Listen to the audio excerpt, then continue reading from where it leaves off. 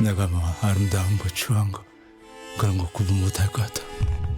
아름다운 건 존경받고 추앙받고 추한 거는 멸시당해. 오한 씨는 진짜 대단한 아버지를 두셨어요. 경찰서요? 그 정영희 씨 때문에 전화드렸어요. 임동원 씨 어머니이신데. 이분이 저희 어머니라고요? 40년은 된 시신 같습니다. 도망가신 거 아니었어요? 나도 그런 줄 알았어. 살해됐을 가능성도 있습니다. 그 사진 같은 거 없어. 너는 얼굴이 좀 못생겼거든. 정영희 씨에 대한 취재를 하고 있어요. 영희 언니네 몰랐을 거야. 그놈이 안 다쳤어? 확실히 자극적인 얘기예요.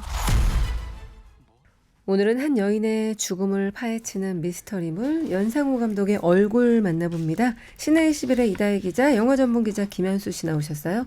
어서 오세요. 네, 안녕하세요. 안녕하세요. 개봉 전부터 전 세계적으로 반응이 뜨거웠던 작품이죠.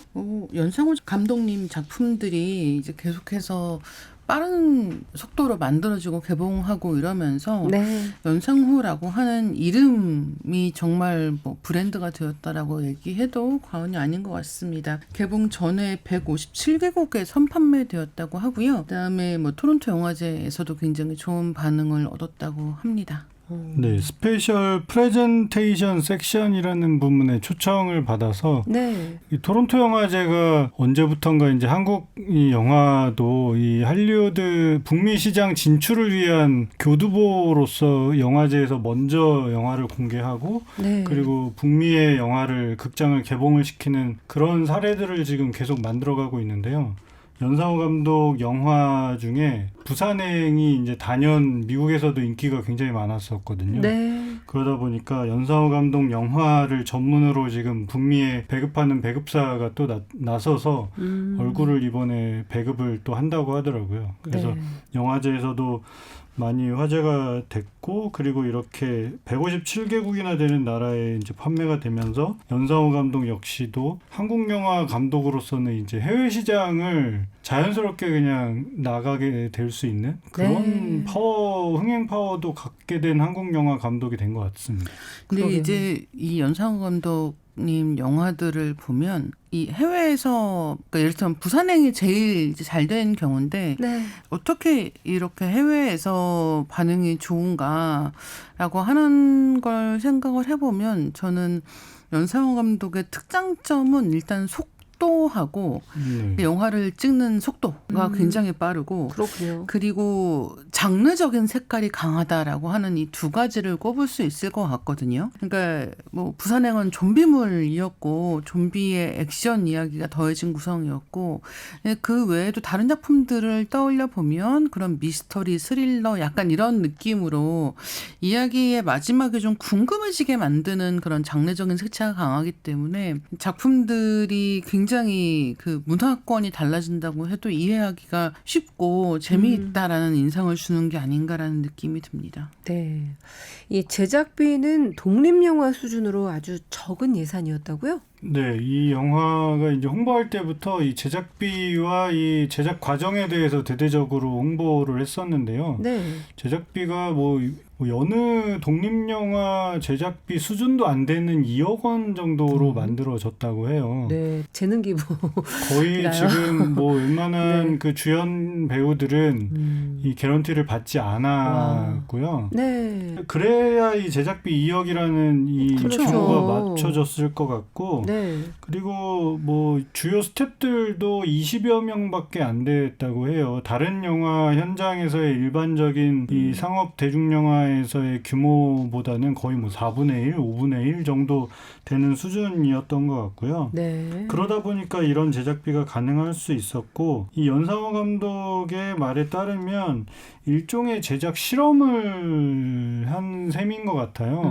그러니까 기존의 한국 영화 제작 규모를 따내려면 본인이 썼던 이 이야기로는 이제 투자 제작이 쉽지가 않으니까 그렇다면 투자 제작자의 그 기호에 맞춰서 내가 맞추기보다는 오히려 이렇게 기동성 있고 빨리빨리 만들 수 있는 그 규모와 그다음에 그런 수준을 맞춰서 제작을 해보자라고 해서 일종의 실험을 이번에 한 셈인 것 같고요. 그러다 보니까 이 상업적이지 않은 소재일 것 같지만 이 연상호 감독이 이런 제작 규모를 적게 하는 대신에 배우들은 또 인지도가 있는 배우들을 또 캐스팅해서 다른 방식으로 여러 가지 어떤 한국 지금 현재 극장 시스템을 테스트하기 위한 그런 과정을 좀 거친 거라고 볼 수 있을 것 같습니다.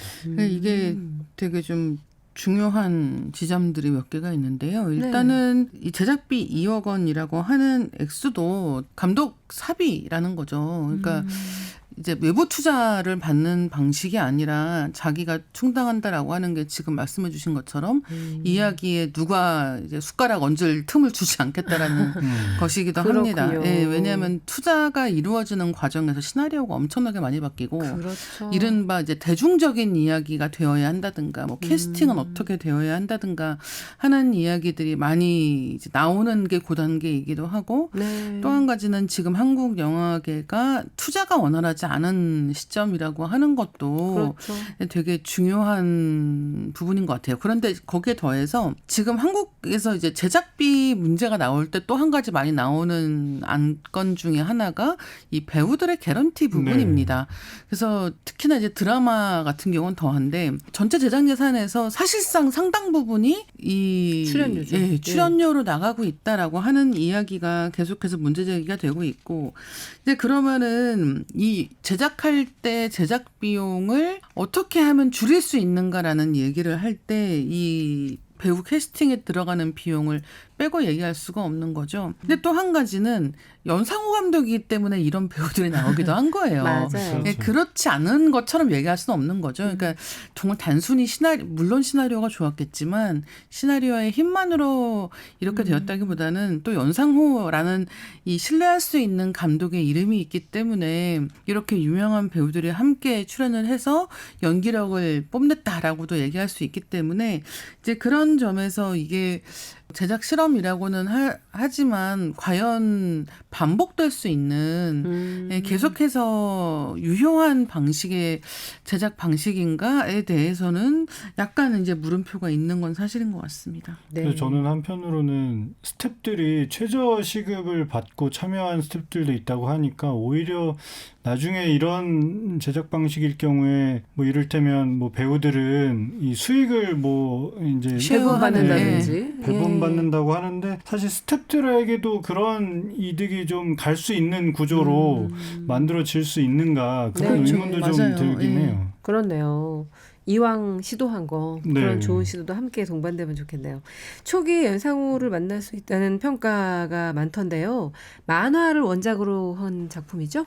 네, 2018년에 연상호 감독이 본인이 직접 이제 이 얼굴이라는 이야기를 가지고 일종의 그래픽 노블이라고 우리가 부르잖아요. 이런 만화를 이제 본인이 제작을 했는데 애초에는 이제 영화로 만들고 싶어서 이 이야기를 구상을 했었는데 투자가 용이하지 못하자 이제 책으로 먼저 냈고 그 이후에도 뭐 여러 차례 좀 시도를 했다고 해요. 근데 이제 계속해서 이 기존의 이 한국 영화 제작 규모를 통해서는 만들 수 없다 보니까 이번에는 그러면 저예산으로 한번 이렇게 시도를 해보자라고 이야기를 고민을 했었고 그리고 뭐 본인이 워낙에 좋아하는 뭐 일본의 구로사와 기요시나 대만의 에드워드 양 감독 같은 이런 감독들이 일전에 이제 시도했던 저예산 방식을 좀 도입을 해서 나도 이렇게 한번 해봐야겠다라고 시도를 해봤다고 합니다. 그러니까 이 얼굴이라고 하는 영화뿐이 아니라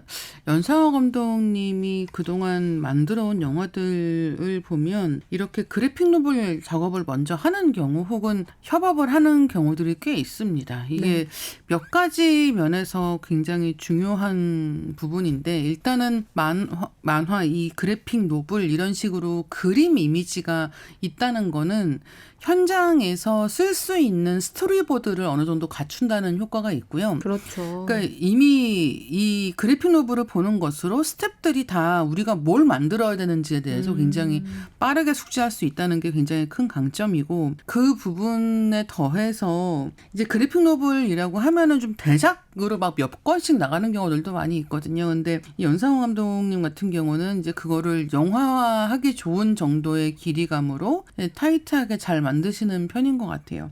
그래서 만화를 원작으로 한다라고 할 때 어느 게 먼저인지 얘기하기가 힘든 경우들도 꽤 있는 것 같더라고요. 그러니까 이를테면은 내가 이런 얘기를 하고 싶어. 이게 처음에 있는 생각인 거죠. 내가 뭐 이러이러한 얼굴을 가지고 뭐 얼굴을 볼 수 없는 사람과 자기 얼굴을 남기지 못한 사람과 이런 사람들에 대해서 얘기하고 싶어 라고 생각을 하는 게 먼저고, 그러면은 이 작품이 영화화가 될지 안 될지를 바로 알기가 어렵잖아요. 그렇죠. 그러면은 일단은 그래픽 노블 작업을 해봅니다. 그리고 이제 이걸 돌리면서 반응을 보고 그 다음에 이거 괜찮은데 재밌는데 라고 하면 그 다음 단계로 넘어가는 이런 경우들도 있는 것으로 제가 알고 있거든요. 그래서 단순히 그래픽 노블 작업도 한다는 게 아니라 이 영화를 만드는 데 있어서 굉장히 중요한 역할을 이 그림 작업이 같이 하고 있는 것으로 보여요. 네. 이렇게 작업을 하다 보니까 속도가 빨라질 수밖에 없겠네요. 연상호 감독은 워낙에 다작을 하면서도 진짜 그만의 특유의 작품 세계가 있고 이제 관객들도 그걸 인지하고 즐기고 있는 것 같아요. 네, 연상호 감독이 워낙 애니메이션 감독 출신이다 보니까 앞서도 지금 이야기한 것처럼 뭐 만화와 영화의 작업이 사실 어느 것이 더 먼저인지 본인도 사실 헷갈릴 정도로 동시다발적으로 이런 작업들을 하는 것 같고, 네. 연상호 감독이 초기에 2000년대 초반에 이제 가장 뭐 본인의 이제 이름을 많이 알렸던 작품이 이제 지옥이라는 그 애니메이션 단편 애니메이션 2편짜리가 있었거든요. 네. 이게 어떻게 보면은 그 넷플릭스 드라마 지옥의 이제 전신이라고도 할 수 있는 네. 그 애니메이션이었는데 정말 어둡고 그 염세적이고 보는 관객들에게 굉장히 좀 찝찝함을 남겨주는 그로테스크한 매력이 있는 작품이었거든요. 네. 천사가 사람에게 그냥 평범하게 사는 직장인한테 나타나서 너는 이제 곧 지옥에 빠질 거야. 근데 그 지옥에 빠지는 그 과정은 너무 잔혹할 거야. 너 그 고통을 이길 수 없다면 지금 나한테 얘기해. 그러면 내가 도망갈 기회를 줄게. 대신에 그것보다 더 고통스러운 지옥에 빠지게 될 거야. 그러면 그 직장인이 그 순간적인 고통을 벗어나기 위해서 더 잔혹한 지옥을 끝도 없이 계속 선택하게 되는 그런 이야기를 만들고 있거든요. 네. 그러니까 그런 식의 어떤 비관적인 세계관, 그 인간의 어떤 그 근본적인 본성 안에 숨겨져 있는 어두움 이런 것들을 애니메이션과 지금 만들고 있는 드라마나 영화에서 계속해서 어떤 일관된 공통된 주제의식을 보여주고 있어서 뭐 장르적인 특징뿐만 아니라 이런 연상호 감독만 보여줄 수 있는 본인만의 어떤 특유의 작품 세계를 계속해서 구축해 나가고 있는 것 같아서 이 얼굴 바로 이전에 만들었던 넷플릭스 영화 계시록도 네. 이런 종교적인 어떤 문제들을 또 건드리고 있는 그렇죠. 작품이다 보니까요. 이제는 관객들이나 시청자들에게도 연상호 감독 하면 좀 불편할 수 있는 그런 이야기를 정말 장르적으로 보여주는 감독이다라고 인식을 좀 하게 되는 것 같습니다. 확실히 그런 어두운 이야기를 재미있게 하는 감독이라는 위치가 한국 영화에서는 진짜 드문 것 같아요. 네. 그러니까 특히나 연상호 감독님이 만드는 영화가 다 상업 영화란 말이에요. 그렇죠. 예, 그래서 어떤 그 작품성으로 흥행 면에서는 어느 정도 초탈한 이런 영화들이 아니라 완전히 그냥 대중에게 보여주려고 작품을 만드는 이런 것들이고, 그렇게 얘기를 했을 때 아무래도 뭐 밝은 분위기, 해피엔딩 이런 요소들이 중요할 수밖에 없는 것 같은데도 연상호 감독은 정말 꾸준하게 어두운 분위기에, 묵시록적 분위기에 뭐 어떻게 보면 세상이 망한 이후의 이야기 같은 것들을 열심히 그려내고 있다라는 생각이 듭니다. 근데 이제 그런 게 이 연상호 감독 게 영화가 가지고 있는 매력이라고도 얘기할 수 있을 것 같아요. 그러니까 연상호 감독이라고 하는 이름을 보고 영화를 선택하는 사람들은 이 이야기가 밝을 것을 기대하기보다는 오히려 인간의 그런 약간 추잡한 그런 본능, 본성 이런 것들을 어떻게 이번에는 보여줄 것인가 하는 부분에 집중을 하게 되는 것 같고, 이제 그런 기대 심리가 또 있으니까 연상호 감독 영화가 나올 때마다 기다리시고 보시는 분들도 많지 않나 이런 생각이 듭니다. 제목은 왜 얼굴일까요? 이번 영화도 이 제목처럼 컨셉이 명확해요. 이 영화가 다루고자 하는 그 소재가 사람의 얼굴, 외형 이라는 것을 이제 명확하게 알려주고 있고, 그리고 영화를 보는 내내 관객들은 누군가의 얼굴에 대해서 계속 궁금해하게 만드는 거예요. 어떤 사람이 굉장히 좀 추하게 생겼다는 그런 평판을 받게 되는 게 영화에 계속 등장을 하는데, 한 번도 영화에서 그 실제 얼굴을 또 보여주지 않거든요. 맞아요. 그렇더라고요. 그러다 보니까 관객들은 도대체 이 얼굴 은 어떻게 생겼길래 그렇죠. 이 영화는 계속 그런 이런 얼굴을 기구한 운명을 사는 네. 건가? 사는 건가, 그런 걸 궁금하게 만들고 결국에는 나아가서 그 얼굴을 보고 궁금해하는 관객들의 그 심리, 네. 나의 마음은 또 어떤 걸까라고 그렇죠. 스스로 자문하게끔 만드는 그런 제목의 의미라는 생각도 들더라고요. 이 얼굴이라는 영화가 토론토 영화제에서 이제 공개가 됐을 때 관객들이 웃은 장면이 있다는 거예요. 네. 영화 초반에 보면 장례식 장면이 나옵니다. 근데 네. 이 장례식 장면에서 이 주인공인 동안이 자기 어머니 얼굴을 몰라요. 그런 상황이다 보니까 이 어머니 어떻게 생기셨냐, 뭐 사진은 있느냐 이런 식의 얘기가 오가게 되는데, 그때 이제 이모들이 굉장히 그 수상쩍은 표정으로 사진 없어, 못생겼거든 이런 얘기를 하는 대목이 있습니다. 근데 그 대목에서 이제 토론토 영화제에서 관객들이 엄청 웃었다는 거예요. 근데 이제 웃은 반응이 왜 웃지라는 생각이 들잖아요.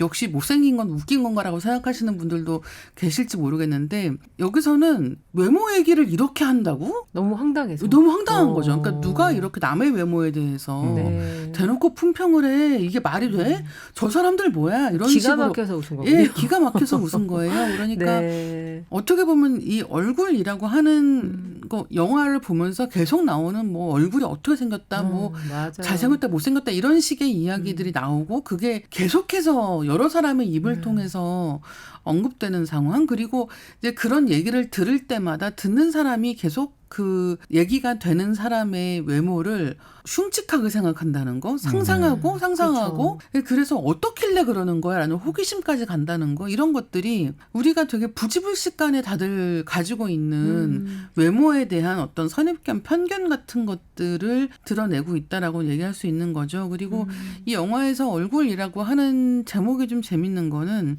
이 영화에는 얼굴을 볼 수 없는 시각장애가 있는 사람도 등장을 하고, 그다음에 자기 얼굴을 기록으로 남기지 않은 혹은 남기지 못한 사람도 있는 거예요.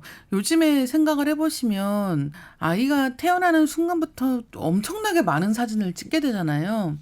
그리고 그게 기술의 발달 때문이기도 하지만 또 그만큼 부모가 자식을 사랑하는 마음 때문이기도 한 거죠. 언제나 이 아이가 어떻게 크고 있는지를 기록으로 남기고 하는 것들이 부모에겐 너무너무 중요한 어떤 애정의 행위이기 때문인 것 같습니다. 근데 네. 어떤 부모는 그렇지 않은 거예요. 그게 예전이라서 카메라가 지금처럼 대중화되지 않았기 때문일 수도 있겠지만, 어떤 부모는 자식에 대해서 그렇게 알뜰하게 돌보지 않았던 것이고, 그게 얼굴 사진이 남아있느냐 남아있지 않느냐 같은 것으로도 같이 연결되는 부분이기 때문에, 이 얼굴이라는 말이 영화 속에서 어떤 의미를 가지고 있고 어떤 때 얼굴이 드러나고 드러나지 않는가 같은 것들을 떠올리면서 보시면 더 재미있게 보실 수 있을 것 같습니다. 연상호 감독의 영화 얼굴 줄거리 살펴볼까요? 네, 시각 장애인이면서 도장 파는 일을 하는 전각 장인 임영규라는 남자가 있는데요. 이 남자의 아들인 동환이 어느 날 경찰로부터 전화를 한 통 받습니다. 동안이 40평생 살면서 죽은 줄로만 알았던 엄마의 백골 사체를 경찰이 발견을 했다는 거죠. 그러면서 동안은 사실 사진 한 장이 없는 엄마의 얼굴을 모른 채로 잊고 지냈었는데, 그런 엄마를 이제 장례식을 치르게 되고 그 장례식장에 이모들이라고 하면서 친척들이 찾아와요. 그러면서 동안에게 굉장히 무례한 언행을 일삼게 되면서 엄마의 얼굴이 괴물 같았다라고 전합니다.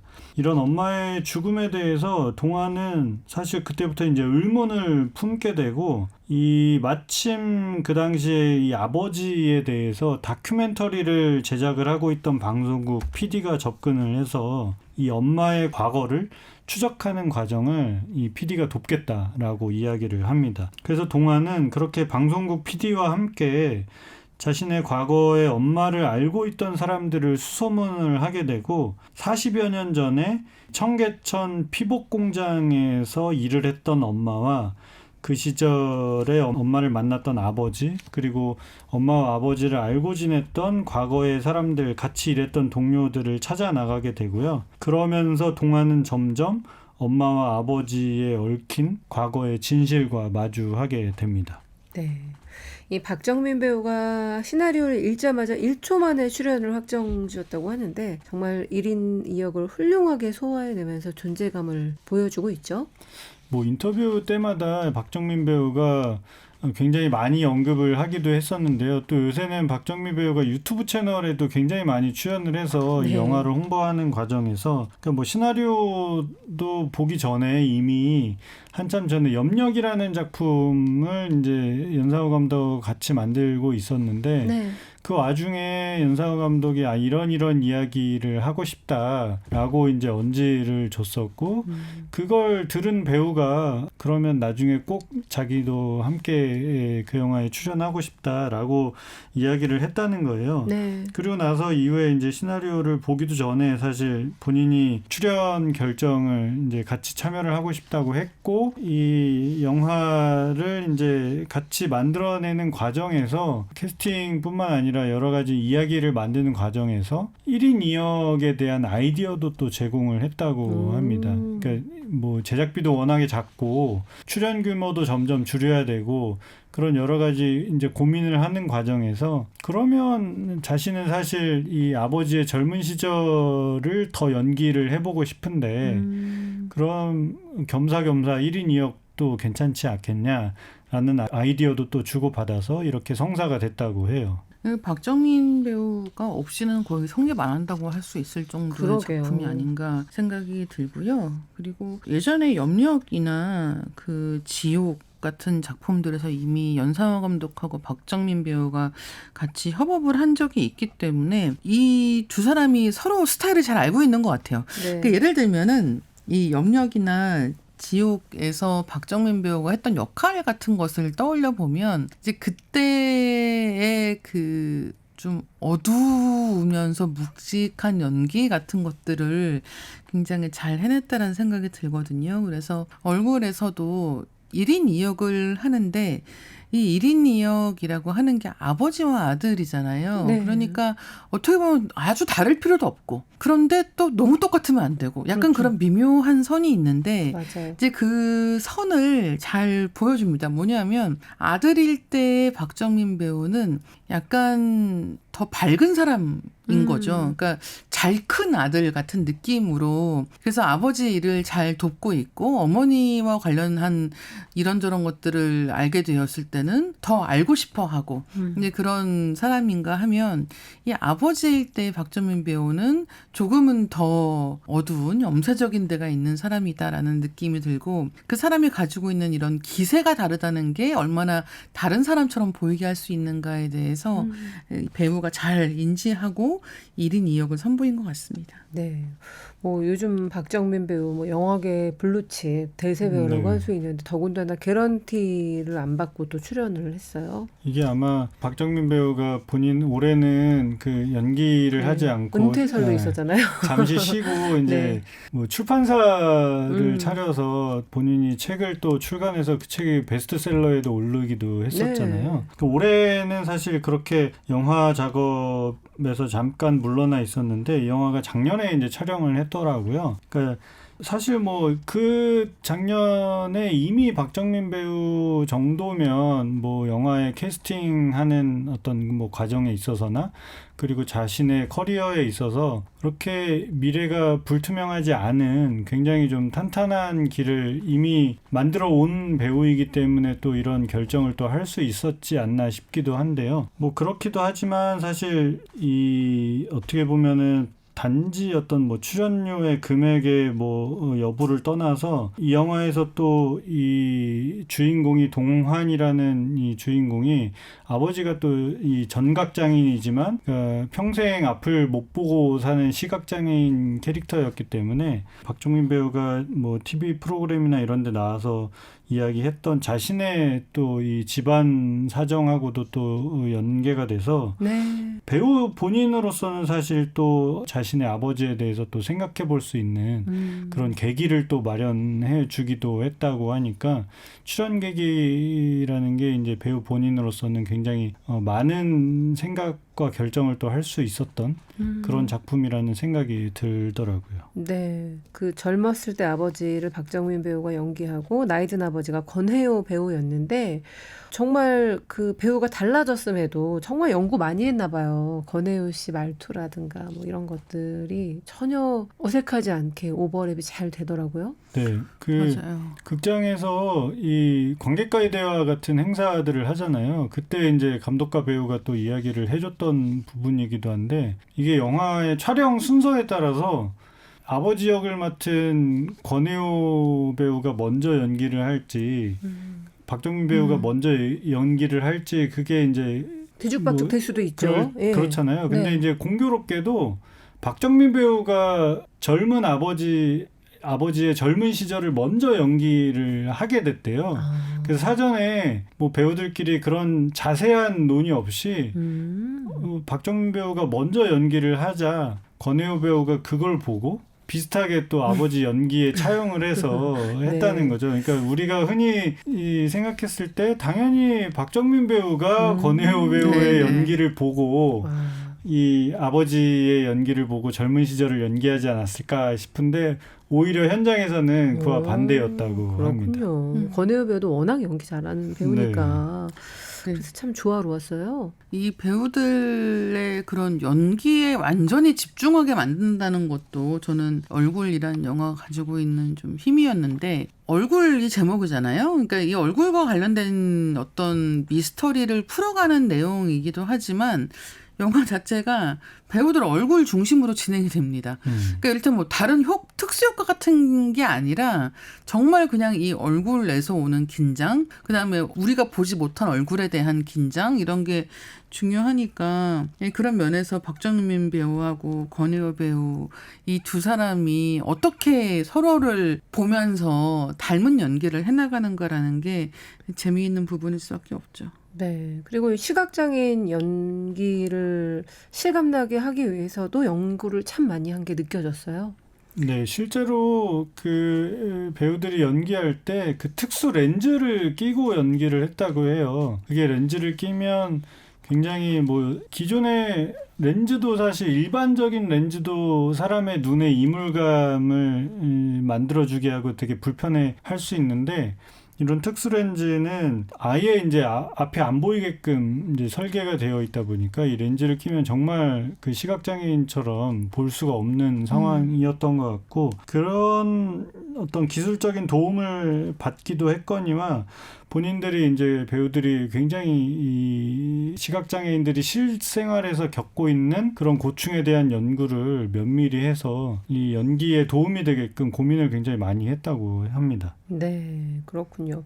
아까 그 영화에서 그 토론토 영화제에서 그 장례식 장면에 많이 네네. 웃었다는 이야기를 하셨는데 보면서 좀 너무하다 싶은 생각이 들긴 했지만 우리에게는 왠지 익숙한 그런 느낌이 들어서 좀 아까 그 얘기 듣고 또 뜨끔하더라고요. 이게 얼굴 관련해서 그 정말 저는 K 정서라고 하는 게 있으면 그러니까요. 너무 네. 정말 숨쉬듯이 하는 외모 품평을 맞아요. 빼놓고는 얘기할 수 없는 거 아닌가라는 생각이 들거든요. 이제 그럴 정도로 특히나 이제 이 엄마가 딸한테 하는 말들이 있잖아요. 그러니까 뭐 집에서 무슨 학교를 가거나 뭐 아니면은 직장을 얻었거나 결혼을 했거나 이렇게 엄마랑 오랫동안 안 보다가 만난 딸들이 항상 긴장하는 것 중에 하나가 엄마가 처음 보자마자 무슨 말 할 것인가 맞아요. 이런 거 있거든요. 너 늙었다 얘. 뭐 예, 이런 거. 늙었다, 살쪘다 이런 너 얘기 제일 여기 먼저 한단 주름 말이에요. 생겼다 뭐 이런 얘기. 예. 절대 뭐 요새 되게 좋은가 봐. 뭐 맞아요. 표정이 너무 좋아졌어. 이런 얘기는 안 하신다는 그렇죠. 거예요. 그 특권 같죠. 예, 마치. 맞아요. 예. 그러니까 심지어 가까운 사이일수록 더 그런 말을 할 수 있는 자격이 주어지는 맞아요. 그런 느낌으로 함부로 얘기하는 경우가 너무 많은 거예요. 가까운 사이가 얘기하니까 이게 얼마나 안 좋으면 이렇게 가까운 그렇죠. 사이가 얘기해 줄까 해서 더 예, 믿게 더 믿게 되잖아요. 되고. 맞아요. 그러니까 이제 이를테면 이런 것들이 나아가서 결국은 가까운 사이에서만 하는 게 아니라 뭐 우리 한국에서는 이력서에다가 사진 붙이잖아요. 네. 근데 그런 영미권 것들. 국가에서 사진을 안 붙이거든요. 그러니까 이를테면 이런 것들도 우리는 너무 당연하게 어떻게 생겼는지 모르는 사람하고 어떻게 뭐 면접을 봐 어떻게 이런 식의 생각들을 하는데 아니라는 거예요. 그래서 사실은 이 얼굴에 대한 노골적인 이야기가 영화 속에서 반복되는 게 불편하다라고 느끼는 사람들도 있겠지만 또 한편으로는 그래서 어떻게 생겼길래 그런 거야 네. 하는 식의 궁금증이 같이 따라붙는다는 거는 그만큼 이런 문제에 대해서 둔감하다라는 생각을 하지 않을 수가 없는 것이고 영화에서 이제 이 사진이 없다라고 하는 게 중요하잖아요. 그렇죠. 엄마 영희의 사진이 없다라고 하는 거 그리고 이제 마지막에 가서 이제 사진으로만 얼굴이 잠깐 나오게 되는데 저는 이 마지막에 어떤 얼굴이 나와야 하는가에 대해서 네. 연상호 감독이 일찌감치 생각을 했을 거라고 생각을 합니다. 그러니까 이 이야기는 이런 이야기야. 어떤 시각장애를 가진 사람이 아내와 오랫동안 이제 보지 못하고 지냈는데 그 아들이 있고 이 아들이 엄마의 죽음에 대해서 뒤늦게 알게 되었어. 그래서 엄마에 대해서 알아보려고 하니까 엄마의 사진이 없고 이 엄마의 가족이란 사람들은 너무 매몰차게 외모에 대한 이야기를 해. 그러면 이 엄마 외모는 어떻게 해야 될 것인가? 저는 이 이야기가 애초에 처음에 이 이야기를 떠올린 순간부터 엄마의 얼굴이 어때야 하는가에 대한 연상호 감독의 생각이 있었을 거라고 보는데 네. 이제 그게 중요한 거죠. 그러면 어떻게 생긴 사람에 대해서는 우리는 어떻게 얘기하는가? 사실은 많은 경우 그 사람이 어떻게 생긴 건 아무 관계가 없다는 거예요. 그렇죠. 네. 맞아요. 그러니까 그냥 그렇게 얘기하는 거죠. 어떻게 보면은 친근함의 표현이라고 그렇게 얘기하는 사람들도 있을 것이고 외모 품평이라고 하는 걸 친근함의 표현이라고 생각하는 사람도 있고 어떤 사람을 무시하기 위해서 그냥 그런 이야기로 찍어 누르는 사람들도 있을 거예요. 근데 이제 어쨌든 중요한 거는 이런 이야기가 너무 만연해 있고 그 만연해 있는 가운데에서 똑바로 살아보려고 했던 사람은 어떻게 그 예지를 꺾게 되는가 같은 이야기들을 같이 해나갈 수가 있는 거죠. 얼굴 이야기가 얼굴에만 그치지는 않는 거예요. 맞아요. 그런 이야기가 이 작품에서 설득력 있게 다가오고 있습니다. 이 영화에는 정확하게 대사가 등장하진 않지만 이 연상호 감독 그래픽 노블의 이 첫 대사는요.